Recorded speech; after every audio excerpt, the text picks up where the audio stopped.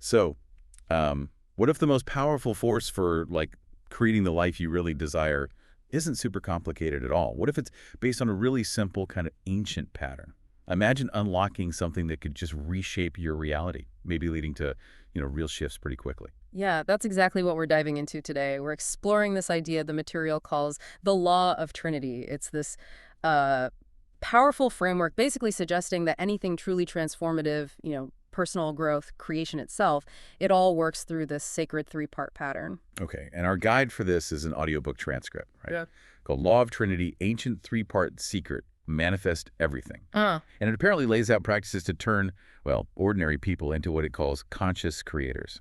Exactly. And our mission here is to really unpack those practices, the Trinity alignment stuff.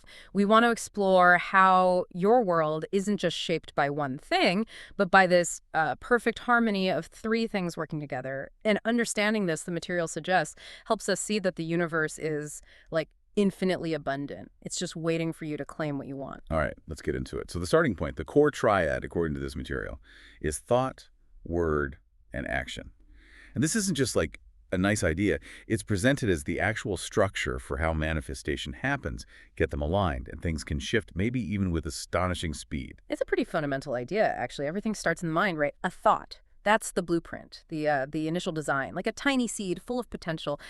But, and this is key, if it just stays a thought, well, it stays in your imagination. Right. It needs more. Needs to get out somehow, and that's where words come in. Exactly. The material really emphasizes this.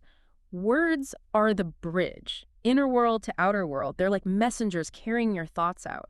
So when you speak positively about your goals, you're literally sending out, ripples of energy, a clear signal. Okay, thought is the seed, word sends the signal, but you still need action, I assume. Absolutely. Action is the final piece, the third leg of the stool, so to speak. Yeah. Without that inspired action, even the best thoughts and clearest words, they just hang there. It's the action that builds momentum. Like that snowball rolling downhill. Gets bigger faster. So the magic happens when all three line up. Thought, word, action, pointing the same way. Creates this unstoppable force. I like the analogy they use, the river. Yeah, it's a good one. Thoughts are the source, the spring. Words are the riverbanks, guiding the flow. And actions are the current itself, pushing everything forward. It's a complete system. So how do you actually practice this daily? Well, first, you start really watching your thoughts. Are they helping or hurting?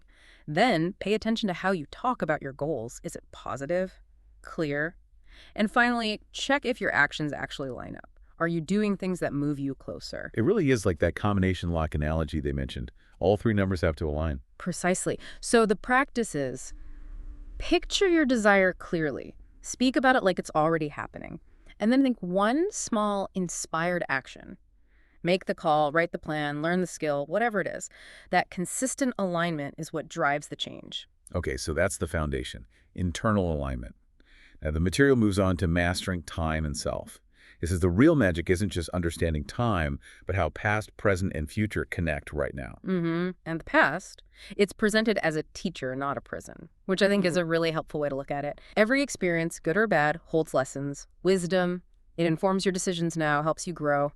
But it doesn't have to define you or hold you back. So you learn from it, but don't live in it. And the present moment. That's where your power is. According to this framework, it's the only time you can actually do anything, make changes. So focusing right here, right now, taps into this huge source of energy and clarity. You make conscious choices. And the future isn't set in stone then? Not at all. It's like a garden being planted with every choice you make today. The seeds sown now become tomorrow's reality.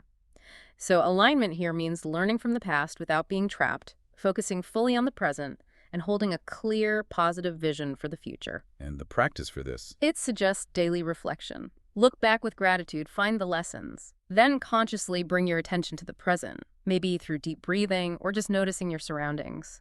And spend some time visualizing that desired future while also taking those small present moment actions towards it. It's about moving fluidly between them. Past informs, present empowers, future guides. This seems very holistic. Yeah. Which I guess leads naturally into the next triad. Right. Mind, body, and spirit. Described as the legs of a stool. If one's wobbly, the whole thing is unstable. Shapes your reality. Yeah, exactly. The mind is the control center. You strengthen it with positive thoughts, learning new things, engaging conversations, basically feeding it well. A healthy mind makes better choices. And the body, our physical vessel, Yeah. needs the basics, right? Exercise, nutrition, rest. Absolutely. But it's not just about physical health in isolation. It directly impacts your energy, your mood, even your mental clarity. It's all connected. Which brings us to spirit. How does the material define that? It's your inner essence, your connection to something bigger, maybe your purpose. You nurture it through things like meditation, time in nature, creative expression, whatever connects you. This builds inner peace, clarity, a stronger sense of direction. And the key is how they all interact, isn't it? Totally. Mental stress can show up physically. A good workout clears your head, lifts your spirits. It's a constant feedback loop. Strengthen one, and you often boost the others. So for a daily practice, maybe start the day engaging all three. That's the suggestion. Or find activities that naturally combine them, like dancing involves body, spirit, mind, yoga, physical, mental focus, spiritual connection. Even just a mindful walk in nature hits all three. The main thing is being aware of all three parts and tending to their needs. Okay, let's shift gears slightly. The material gets into what it calls the universal formula. Ask, believe, receive. Sounds well foundational. It is very foundational, but asking isn't just casual wishing. It needs clarity, precision, and a real emotional connection to what you want. The universe responds to clear signals is the idea. Yeah. So be specific. What exactly do you want? Why? Get clear on the intention. Right, don't be vague. And then believing, you mentioned this can be tough. Yeah, this is often the sticking point. It means having total faith that what you ask for is already on its way, even if you can't see it yet. Like ordering something online, you trust it's coming, right? It takes real mental discipline to hold that belief, especially when doubt creeps in. And the final step, receiving. This is about being genuinely open, making space, mentally and physically. So if you want a new job, maybe clear your desk, want a relationship, make space in your closet, metaphorically or literally. It's acting as if it's already happening, that active anticipation. And all three have to work together, like the ingredients in a cake. Exactly. The harmony is crucial. So the practice could be, state your desire clearly each morning, reinforce your belief throughout the day with positive self-talk or affirmations, and maybe end the day expressing gratitude as if it's already arrived. And interestingly, they say this works for helping others too. It's a universal formula, supposedly no limits. Okay, that ties into the next Trinity, doesn't it? Intention, attention, and no tension. The perfect recipe, they call it. Yeah, it flows nicely. Intention is your compass again, crystal clear, like a photo of the destination. Tell the universe exactly what you're aiming for. Attention is your spotlight. That's a great way to put it. Where you point your attention, that's what gets illuminated and expands in your life. So focus on abundance, not lack. Focus on health, not sickness. Consciously direct that spotlight. Okay. Intention sets the direction. Attention keeps the focus. What about no tension? Ah, the secret sauce. This is about letting go. Releasing the worry, the doubt, the stress about how or when it will happen. It's like planting that seed again.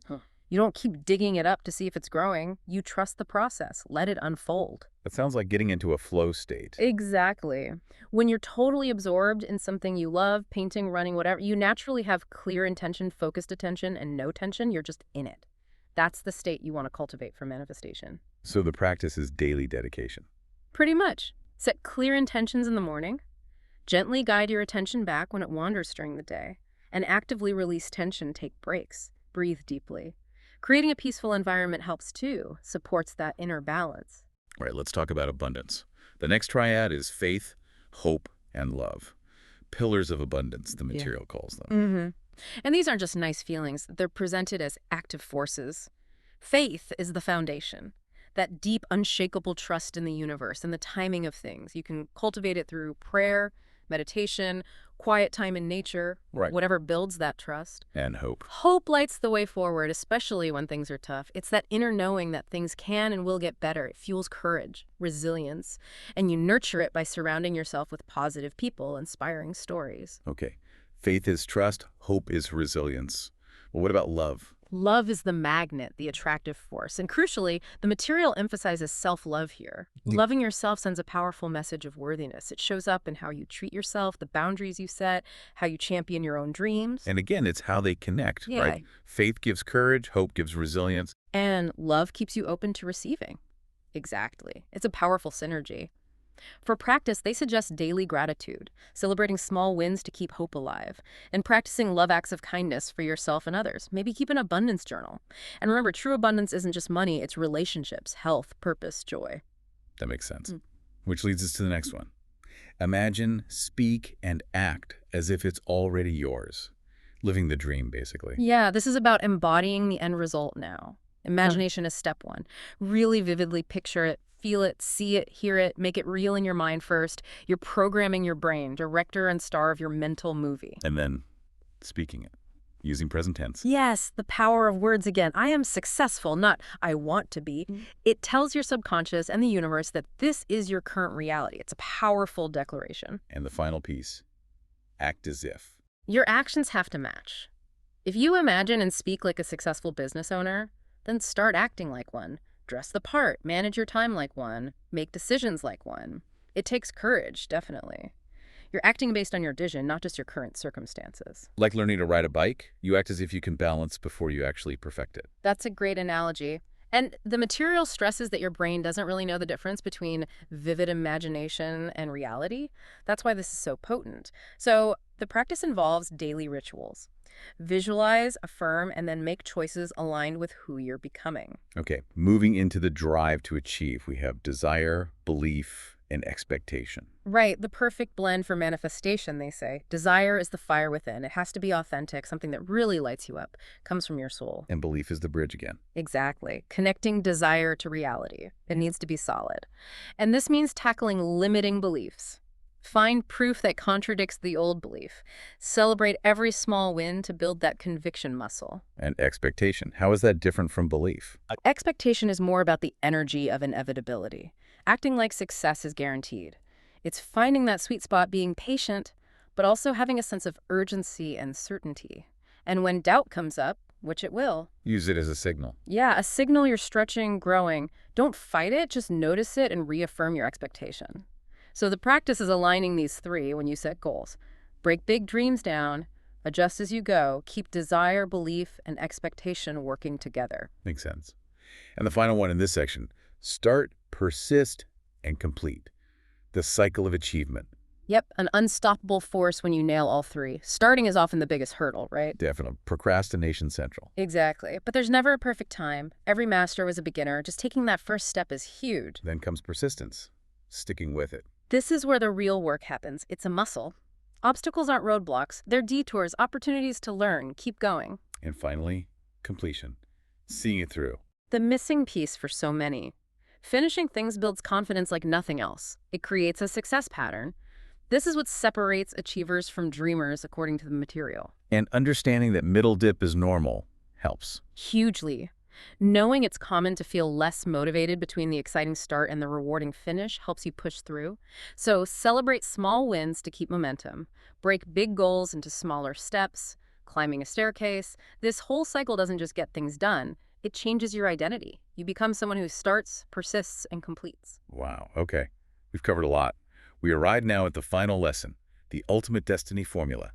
See it, feel it, and be it. Yeah, this ties everything together beautifully. It's about consciously shaping your destiny, like an artist with their creation. First, you see it. Vision boards are great for this. Yeah. Program your subconscious with images of your desired reality. Make it clear. And then feel it. Really immerse yourself. Absolutely crucial. Don't just see the dream house, feel the smooth countertops, hear the laughter, emotions are the magnet. Feel the feelings now as if it's already real. And finally, be it. Become the person who naturally has these things. Align your thoughts, words, actions. If you want to be a writer, well, start writing daily. Be the writer now. Act like the person living that destiny. Sounds like it requires patience, dedication. For sure. Small shifts add up over time. Major transformations happen through consistent small steps. And remember, your brain helps here. It responds to that vivid imagination and feeling. So, the practice. Maybe a morning routine. Look at the vision board, meditate on the feelings, take one aligned action, and guard your mental space. Surround yourself with support, because your destiny is being shaped right now by these choices. What a journey. This deep dive really shows the power in these simple repeating patterns of three.